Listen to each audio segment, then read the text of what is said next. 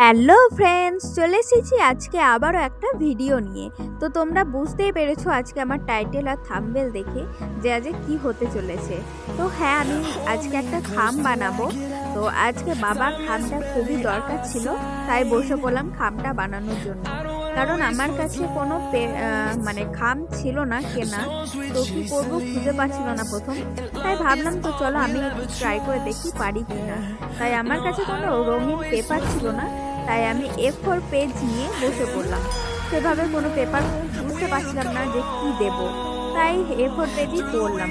তো আমি প্রথম সাইজ করে সব কিছু কেটে নিচ্ছি, তারপর আঠা দিয়ে লাগিয়ে দেব। তো চলো, আমারও অনেকটাই হয়ে আসছে। তো চলো এরপর আমি আঠাটা লাগিয়ে দেব।